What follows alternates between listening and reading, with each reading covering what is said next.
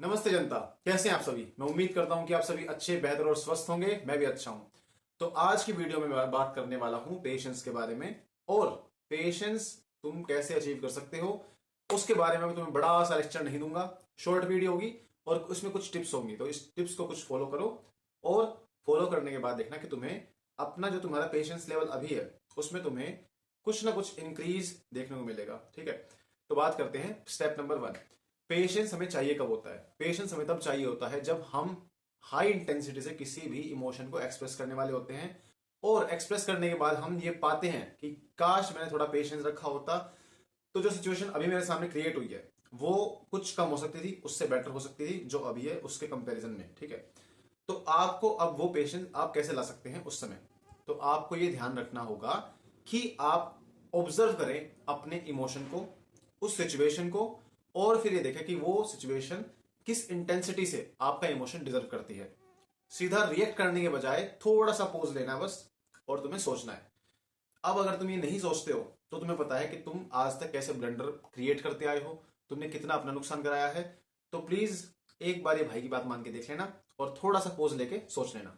तुम्हें ये ऑब्जर्व करना है कि जो सामने मेरे सामने सिचुएशन क्रिएट हुई है वो मेरा रिएक्शन, वो मेरा कोई इमोशन डिजर्व करती भी है या नहीं करती है। करती है तो नॉर्मल करती है, मॉडरेट करती है, या हाई लेवल पे मेरा एक्सप्रेशन ऑफ इमोशन डिजर्व करती है। जब तुम इतना सोचोगे तो उसी में तुमने कुछ समय ले लिया सोचने के लिए।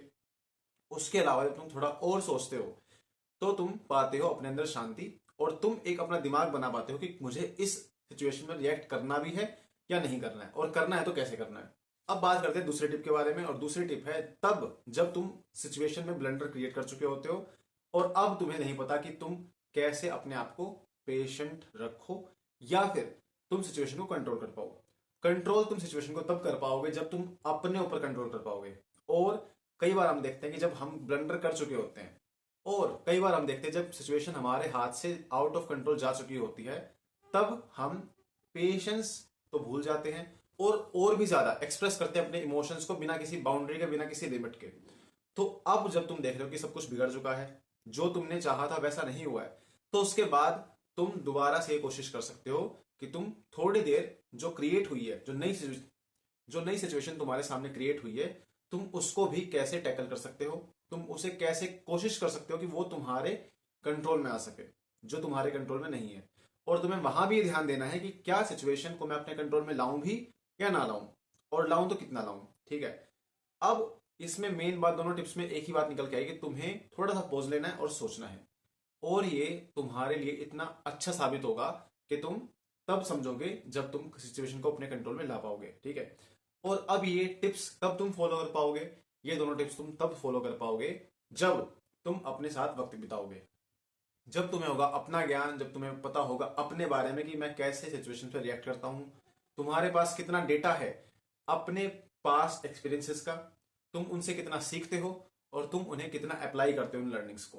ठीक है, तो अपने आप को ऑब्जर्व करना चालू करो, दुनिया को छोड़ दो, दुनिया चाहे जो करे, तुम्हें बस ध्यान देना है अपने ऊपर।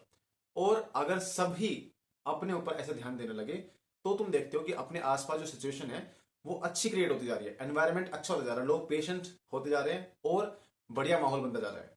ठीक है, कई बार हम देखते हैं कि दो लोग आपस में टकरा गए और दोनों सेम एनर्जी से अपने जो इमोशंस है एक्सप्रेस कर रहे हैं, और उसके बाद चीजें काफी घटिया होती जा रही है, काफी बेकार होती जा रही है और काफी आउट ऑफ कंट्रोल होती जा रही है। तब वो सिचुएशन कंट्रोल करने के लिए एक ऐसा ही इंसान सामने आ सकता है, या वही इंसान इसे कंट्रोल कर सकता है जो पेशेंस के साथ थोड़ा सोचेगा, समझेगा चीज को, और फिर उसमें दखलंदाजी करने की कोशिश करेगा। ठीक है, तो आपको ये ध्यान रखना है कि क्या तुम वो इंसान बन सकते हो जो ऐसी सिचुएशंस को अपने आसपास क्रिएट होने से रोक सकते हो, और तुम ऐसा तब कर पाओगे जब तुम्हें होगा अपना ज्ञान और अपनी ऑब्जर्वेशन का डेटा। ठीक है, तो ये ट्राई करो और फिर मुझे बताना कि तुम कितना अच्छा कर पाए पेशेंस को अपने जीवन में लाने के लिए। ठीक है, तो आज की वीडियो में इतना ही, मिलते हैं नेक्स्ट वीडियो में, तब तक के लिए नमस्ते, टेक केयर, ख्याल रखो।